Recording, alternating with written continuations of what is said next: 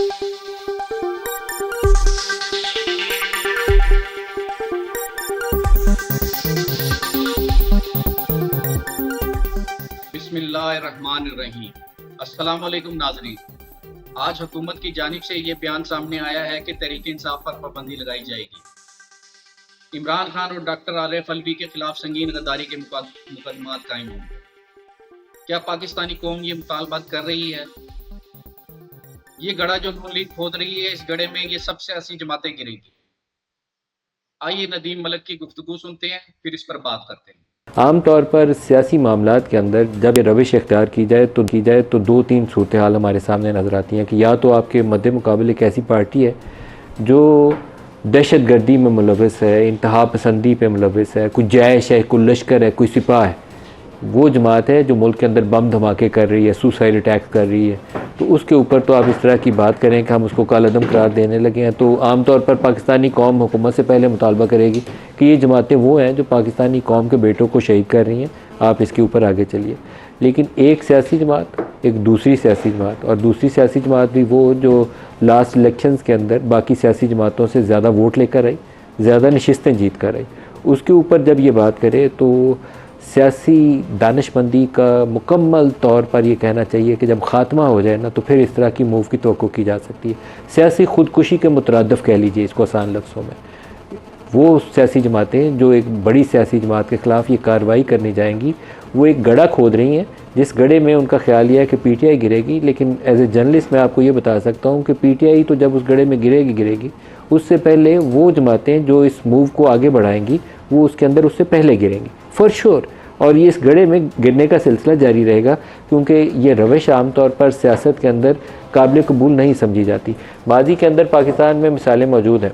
जब 71 के वाक़यात हमारे सामने नज़र आते हैं तो उस वक्त अवामी लीग को बैन कर दिया या ने, उनके जो कैंडिडेट्स जीते हुए थे उनमें से कईयों को नाअहल करार दे दिया और वहाँ पर मनपसंद लोगों की नॉमिनेशन कर दी। तो उसका अंजाम क्या हुआ हम भूल चुके हैं या याद है हमें? नेशनल अवामी पार्टी बैन कर दिया जुल्फ़िकार अली भुट्टो ने, नैब से एएनपी बन गई। फिर उसके बाद केपी के अंदर जिस तरह की आउटफिट्स बनी, ये लश्कर जैश सिपा 90 की दहाई के अंदर या जिहाद अफ़गानिस्तान के बाद जो कुछ हुआ वो भी हमें वाक़यात याद हैं कि हम भूल चुके हैं। अगर पीटीआई की सियासत काबिल कबूल नहीं है, और मेरे ख़्याल में उनकी सियासत के अंदर बहुत सारी ऐसी चीज़ें हैं जो काबिल कबूल नहीं है, मैं खुद उनका नाक़िद हूँ कि वो अपने सियासी मुखालफिन को गालियाँ निकालते हैं, ऐसे ऐसे अलकाबात से पुकारते हैं जो काबिल कबूल नहीं है। सियासत के अंदर कुछ रख रखाव होता है, मरवत होती है, उन्होंने उसका ख़ात्मा कर दिया। दूसरे को चोर डाकू से नीचे तो पुकारना पसंद ही नहीं ना करते। लेकिन इसकी जिन्हें तरबियत देने वाले थे, जिन्होंने नया पाकिस्तान का मॉडल क्रिएट किया था, जिन्होंने ये चोर डाकू की ललकार करार देकर नून लीग की मुंतखब हुकूमत को गिराया था और पीटीआई को इक़्तिदार दिलवाया था, अगर आर्टिकल 6 लगाना है तो क्यों नहीं उस सोच के ख़िलाफ़, उस इस्टेब्लिशमेंट के किरदारों के ख़िलाफ़ जिन्होंने ये पूरा सेटअप खड़ा किया था और उस सेटअप को गिरा के नून लीग को हुकूमत दिलवाई थी। Article 6 something very serious. हम इतने बेहुदा तरीके से ये बातें करते हैं कि बाज़ औक़ात उन चीज़ों की, उन आर्टिकल्स की जो कदर मंजिलत है ना, हम उसको गवा देते हैं। आर्टिकल 6 आइन तोड़ने के ऊपर लगना चाहिए, लेकिन नून लीग ने जनरल मुशर्रफ के ऊपर जब आर्टिकल 6 लगाने की कार्रवाई कोशिश की थी, उसके बाद नून लीग के ख़िलाफ़ क्या हुआ था, नून लीग को अच्छे से याद होगा।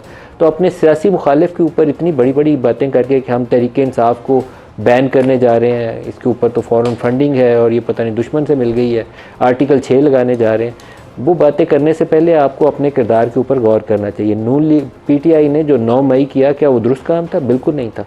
यौम स्याह उसको बिल्कुल सही कहा। उसके लोग जो मुलव्वस हैं उसको सज़ा मिलनी चाहिए, बिल्कुल मिलनी चाहिए, और शफाफियत के साथ मिलनी चाहिए। वो सलूक नहीं होना चाहिए जो डॉक्टर यास्मीन या सनम जावेद के साथ हो रहा है, वो भी काबिल कबूल नहीं। सबूत लाएं, कोर्ट ऑफ लॉ में लेके जाएं, जिसको जो सज़ा मिलती है 2 साल, 5 साल, 7 साल, उसको वो सज़ा मिलनी चाहिए। लेकिन सियासत के अंदर वो रवायात अपनाएं जो कल को जाके आपके लिए फांसी का फंदा ना बन जाए। शहबाज शरीफ साहब मेरे ख़्याल में पीएमएलएन की सियासत को पाकिस्तान में नुकसान पहुंचाने वाले सबसे ज़्यादा अगर किसी शख्स को ज़िम्मेदार ठहराया जा सकता है तो वो मौजूदा वज़ीर-ए-आज़म शहबाज शरीफ साहब होंगे, क्योंकि इस्टेब्लिशमेंट के साथ मिलकर इन्होंने एक पॉपुलर जमात जो पंजाब के अंदर 2018 के इंतखाबात और उसके बाद 4 साल पीटीआई के दौरे हुकूमत में एक पावरफुल पोलिटिकल पार्टी थी पंजाब में। जितने बाई इलेक्शन हुए थे, एक सूबाई की नशिस्त सियालकोट की हारे थे, बाकी सारे के सारे 13 या 14 इलेक्शन थे पंजाब के, वो भी इवन केपी के अंदर जो बाई इलेक्शन थे वो भी पीएमएलएन जीत गई थी 4 सालों में। 2 साल के अंदर ऐसा क्या हुआ कि उसी नून लीग का वोट पंजाब के अंदर नापैद हो गया।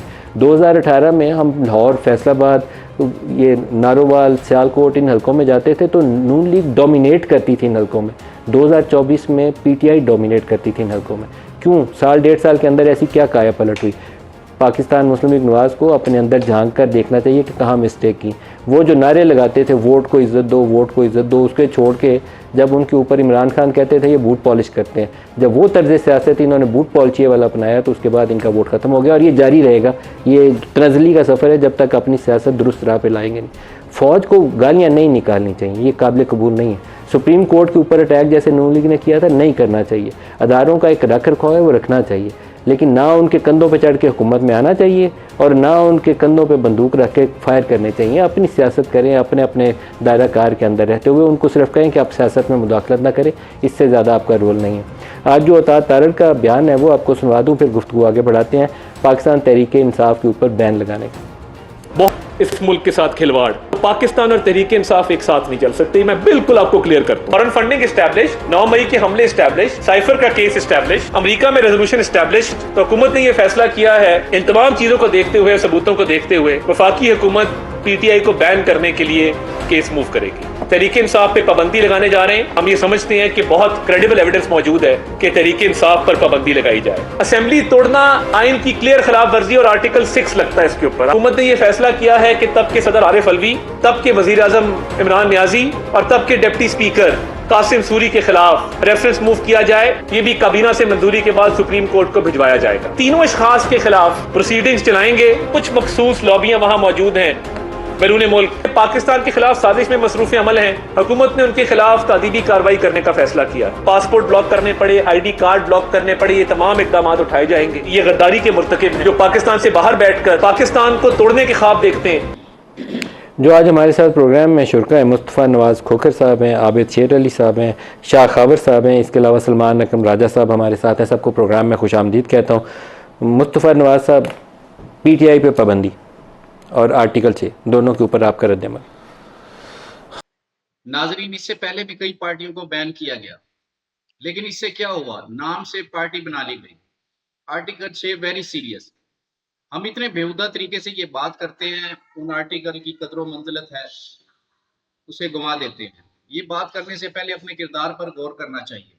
नून लीग को पाकिस्तान की सियासत में नुकसान पहुंचाने वाले सबसे ज्यादा मियां शहबाज शरीफ हैं। सबसे ज्यादा किसी शख्सियत को जिम्मेदार ठहराया जा सकता है तो मौजूदा वजीर आजम शहबाज शरीफ है। मजीद खबरों के लिए देखते रहे ग्लोबल ब्लॉग, फेसबुक, टिकटॉक और यूट्यूब चैनल। खुदा हाफिज़।